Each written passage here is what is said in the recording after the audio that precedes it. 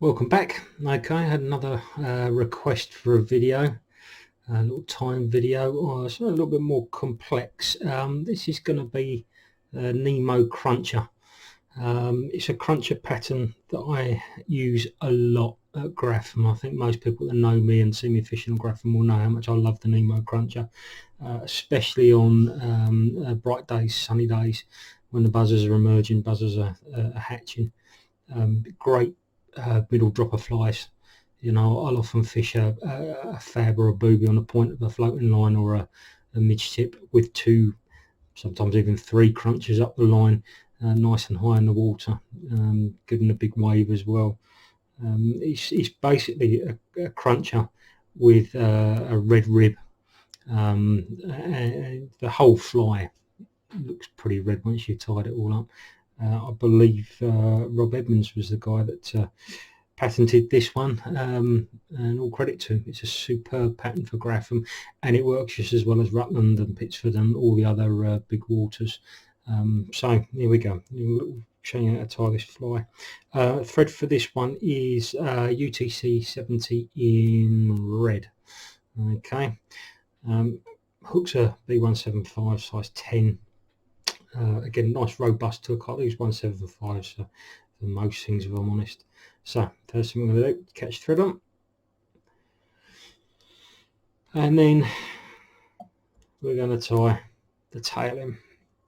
Now the tail of this fly and the hackle of this fly is from a fiery brown hen cape. Okay, this is a dyed, not natural, this is a dyed fiery brown hen cape. So I'm just going to select a nice big feather, so I'm right at the top of the cape there. Now, and that's going to be my tail. And what I'm going to do is I'm going to take a nice healthy pinch of these barbs there. Okay, pinch them off, lovely, and just squishing them together. Have a nice equal even tail there. Offer that up to the hook. I don't want a massive tail in this pattern, you want enough, so offer them up to the hook, just catch them in, tie them down like so. Okay, and this is the bit we have to start thinking about the construction of the fly, because you've got to lay the materials down in order that you're going to tie them on. So for this, we want a silver rib. This is a little fine medium wire silver rib. This is what's going to secure everything for us. Let's just take a little length of that off. Oh, actually, I've got some there. Look at that. Waste not, want not. Let's use that bit there. So I'm just going to catch that in. I'm going to catch everything in up here, so that again, when I taper it down, it's an equal, even tape all the way down. So silver wire, and then I also want to rib this with a medium red tinsel. Okay, this is what really gives these flies the attraction to my mind. This is, I believe, this is what gives this fly the attraction. It's this red tinsel, and again, it's this red, and I love flies with this red in on a sunny day. I just think it's funny, and on cloudy days I like to have flies with a bit of UV tied and the duller flies, etc. But on a bright sunny day, especially through the summer months, on our big waters and our big lakes, when the fish are up high and looking, a little bit of red tinsel on a fly goes a long way to making you a little bit more successful. They really seem to pick them out. Maybe it's just me, but I think a lot of our anglers share that thought. So we're just going to trap that in as well, and then take that all the way down to the back of the hook, just like so. Okay, the body itself is going to be pheasant tail. So we just got natural pheasant tail here, nothing special about that. And I'm going to select 3 barbs from the pheasant tail there. Okay, and trim them off, or just pull them off. So I've got 3 barbs there. Alright, turn them round so you get the fine tips. I'm just going to catch the tips in like so, and then bring that thread back up the hook. Okay, now I'm going to bring these up and create a body using this pheasant tail. Alright, let's just get this all out of the way back here somewhere. so it's not going to get in my way while I'm doing this. Right, so just bringing this up, tight touching turns. Apologies if I knock the camera because this is a little bit, I want to left myself a lot of space here just to get the best focus I can, to be honest. So let's just start bringing that up. And just, you can use your finger just to trap that in as you come up, just to stop it from, in case you slip and let go of it. Let's just keep opening turns, and that's all you want. You don't want to bring that right up to the top of the hook at all. That's plenty, all right? It's absolutely plenty. Catch that in, like so.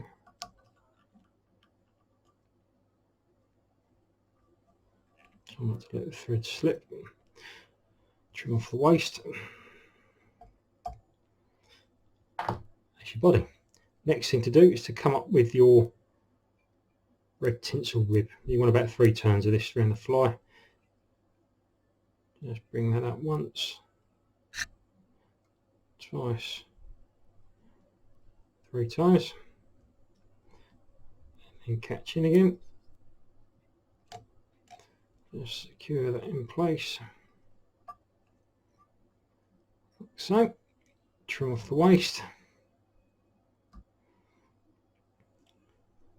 and then we're going to secure all that with our silver wire.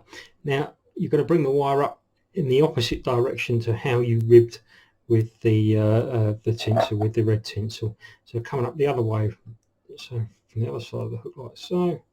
Just bring that round. So let's just get yourself tangled over. So just coming up the opposite way. Against the grain. This just makes everything lovely and secure. Again, it's another one of those flies, when the fish are on them, they really hit these flies. And I know rainbows haven't got big teeth, but they do have teeth. And finer material, body materials like pheasant tail, etc., will get ripped to pieces by a more rewarding rainbow, and what you end up with, you end up going through loads and loads of flies in a day. I mean, even when you take this extra security with it, the fish just tear them to pieces. They're a very successful fly. So again, I've just caught that in, come up ribbed up, caught that in, use my old pair of scissors, and I've just cut that rib, that silver wire out. So that's the body. Okay, now with the cruncher pattern, we put a little thorax in, and for the thorax, we're going to use a little bit of peacock herl. Okay, not loads of it. Just enough just to give it a suggestion of a thorax. A lot of this gets lost behind the hackle anyhow, so just catch that in and then bring that around half a dozen times and let go of it, and it goes everywhere. Be careful, we can salvage out without too many problems. So about half a dozen times, just bring it around.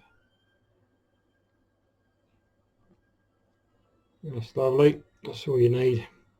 Catch that in behind the thread and try not to break it like that. Let's try that again, shall we? I do love working with peacock herl. Let's try that again. This stuff can be so delicate. In fact, it would do just to try and make this a bit quicker and easier. We'll use two together. This might make it a little bit more robust. So I've got 2 bits of herl here instead. Okay, just going to catch them in a couple of turns, and that will do us in. Right.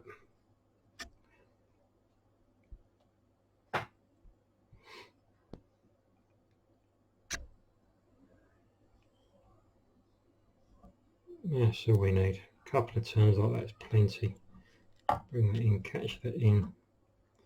There we go, that's better.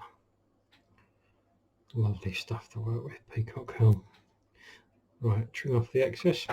Okay, now with a cruncher pattern, you have to put a hackle on the top here, and this is what gives you your, really brings that to life at the top there. It's meant to look like an emerging buzzer, you see, this pattern. So by putting this hackle on the top here, it looks like the legs that are pushing out of the buzzer's case before it hatches.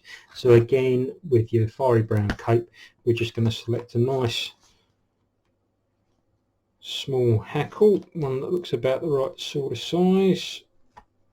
That's going to do it, just like so. Okay, just strip that back a little bit, just give you a point to catch in, like that. So you've got that a little bit stripped back like that.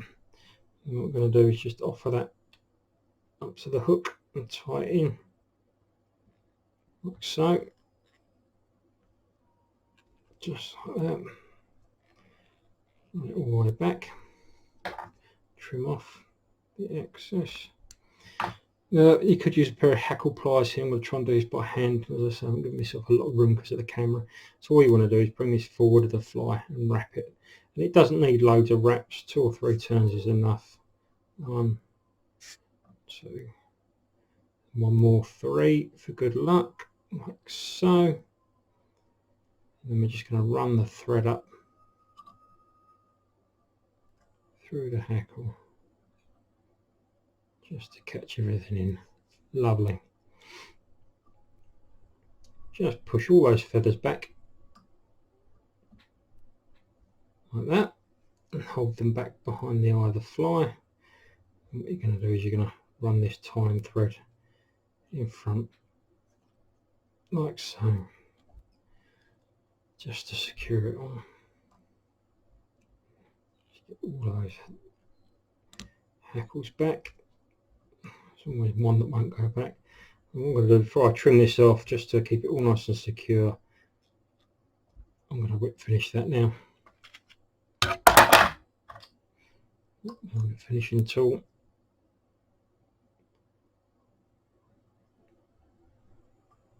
Try not to catch any of your hackling. There we go.